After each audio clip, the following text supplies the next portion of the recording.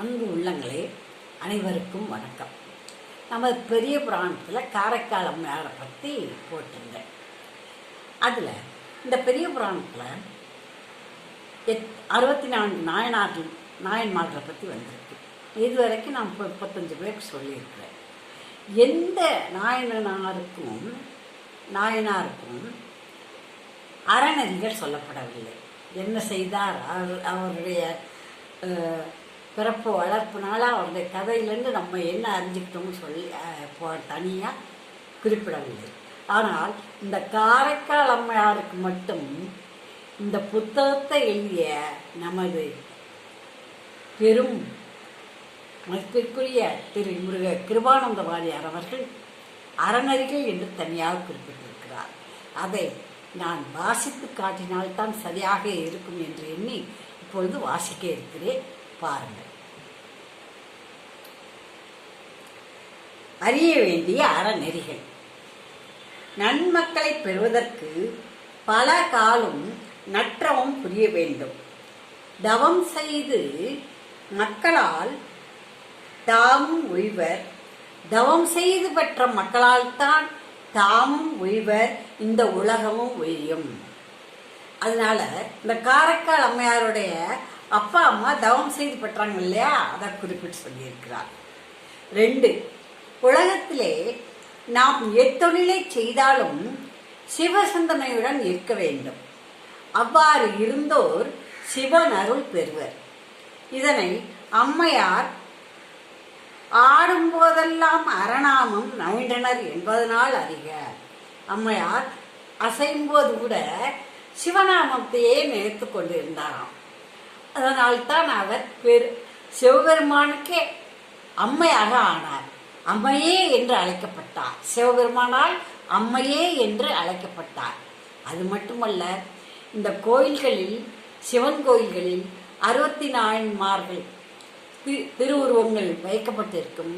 அதில் எல்லோரும் நிற்பார்கள்.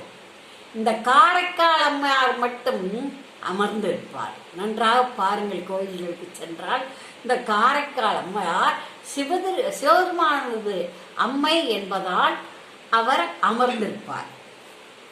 பெண்கள் மங்கை பருவம் அடைந்தபின் வீட்டுக்குள் இருக்க வேண்டும்.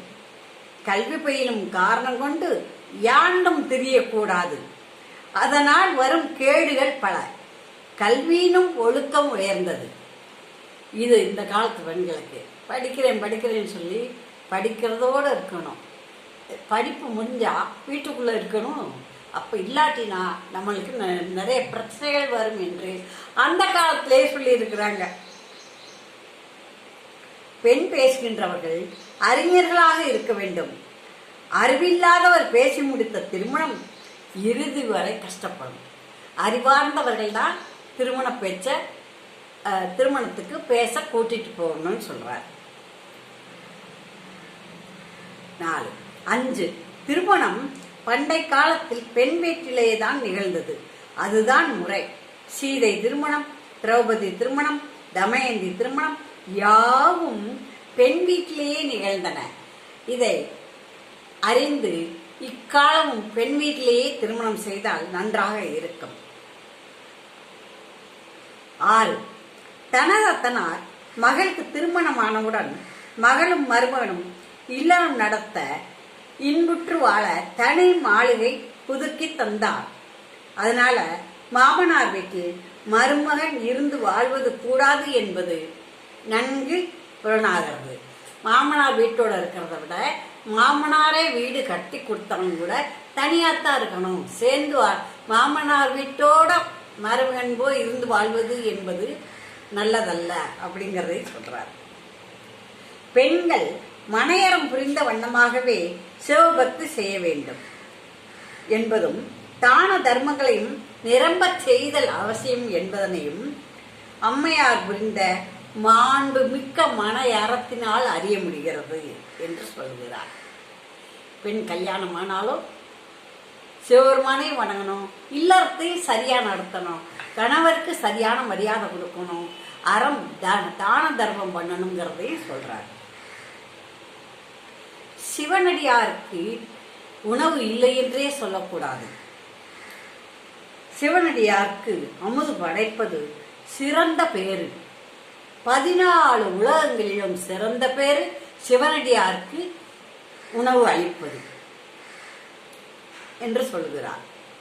உணவு படைக்கின்ற போது கறிகளை முறையாக படைக்க வேண்டும் என்று இந்த அம்மையார் எடுத்து கூறியிருக்கிறார்.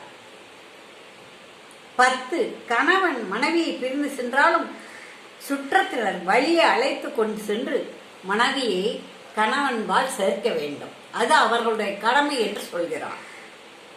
11 இறைவன் திருவருளை நாடுகின்றவர்கள் உலக மக்கள் கூறும் பழியுரைகளை பொருட்படுத்த மாட்டார்கள். சிவனே என்று இருப்பார்களே ஒழிய உலக மக்கள் கூறும் தப்பிதமான எண்ணங்களை காதில் வாங்கிக் கொள்ள மாட்டார்கள். வானும் மண்ணும் எல்லாம் வணங்கும் பேய் வடிவம் கொண்டு நின்றார் அம்மையார். அத்திருவுருவின் பெருமை அறியாத உலக மக்கள் அஞ்சி ஓடி ஏதேதோ உரைத்தார்கள்.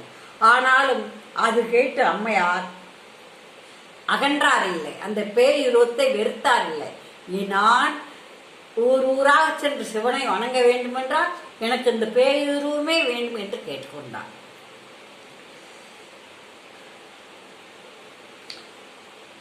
திருவருள் துணை செய்தால் தான் சிவத்தை சார முடியும். அர்ச்சுனருக்கு அம்பிகை கூறியபின் இறைவர் அது செய்தார். அதனாலே அவனருளாலே அவன்தான் வணங்கி என்பதை நினைக்க வேண்டும்.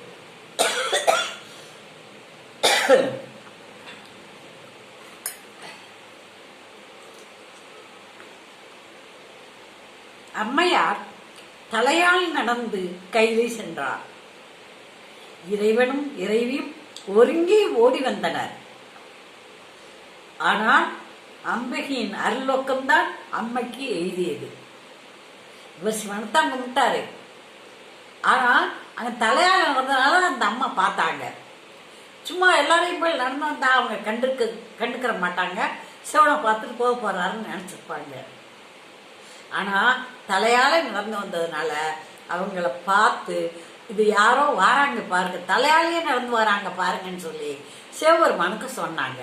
சிவபெருமான் அது எனது அம்மை, என்னை நீ அம்மை இல்லாதவன், ஆதி இல்லாதவன், தந்தை இல்லாதவன் என்று கூறுவாயே, இதுதான் இவள்தான் எனக்கு அம்மை என்று கூறினார்.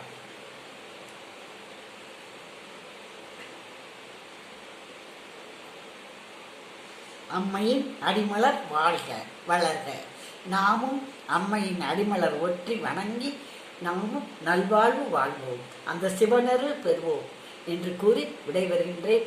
குழந்தைகளுக்கு கதைகளை சொல்லுங்கள், பெரியவர்கள் கேட்டு குழந்தைகளுக்கு சொல்லுங்கள். சப்ஸ்கிரைப் பண்ணுங்கள். நன்றி, வணக்கம்.